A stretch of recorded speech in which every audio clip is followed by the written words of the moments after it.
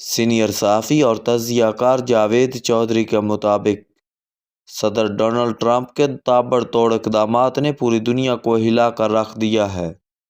Trump نے 2 دن قبل Colombia کے ذریعے دنیا کو مزید پریشان کر دیا۔ امریکی جیلوں میں کولمبیا کے غیر قانونی شہری بند ہیں۔ ٹرمپ نے پہلے صدارتی دن تمام غیر قانونی تارکین کو نکالنے کا حکم جاری کر دیا۔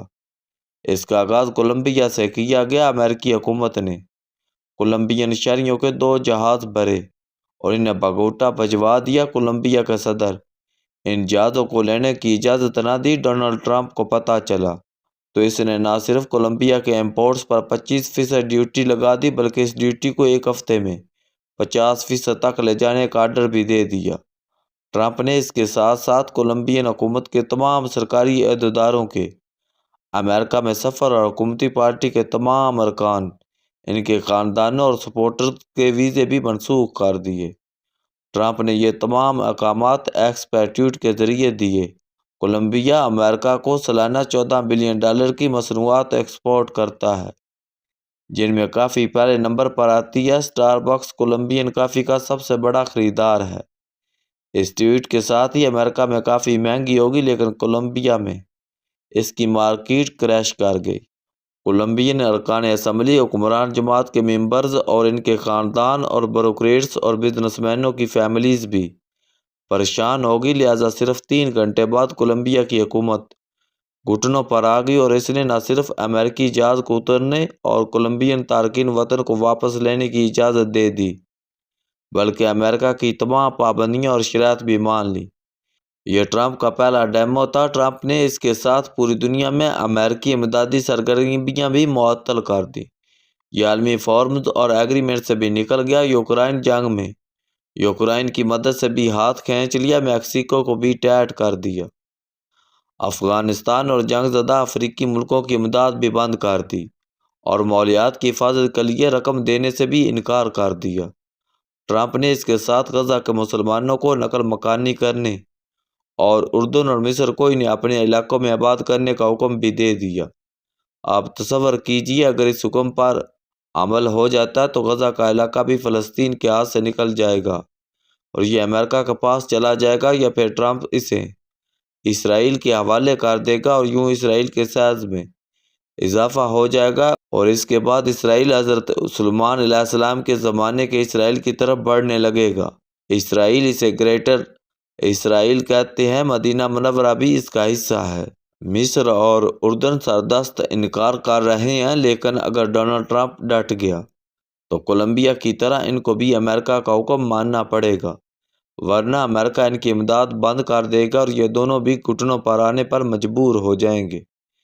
دوسری طرف ٹرمپ نے سعودی کراؤن پرنس سے امریکہ میں $1000 ارب کی سرمایہ کاری کا مطالبہ کر دیا۔ محمد بن سلمان نے فوری طور پر $600 ارب کی پیشکش کر کے جان چھڑائی۔ سعودی عرب کے بعد UAE اور قطر کی باری ہے۔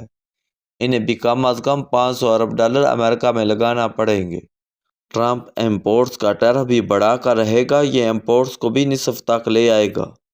امریکہ میں امیگریشن پر بھی پابندی لگ چکی ہے اور چین اور امریکہ کی معاشی لڑائی بھی اب سر پر کھڑی ہے، لیکن یہاں پر سوال پیدا ہوتا ہے ڈونلڈ ٹرمپ یہ سب کچھ کیوں کر رہا ہے؟ اس کے 2 جواب ہو سکتے ہیں۔ پہلا جواب یہ ہے صرف اور صرف امریکہ کے بارے میں سوچ رہا ہے۔ یہ امریکیوں کا صدر ہے اور امریکہ کے صدر کو اپنے لوگوں کے مفادات کو فوقیت دینی چاہیے اور یہ دے رہا ہے۔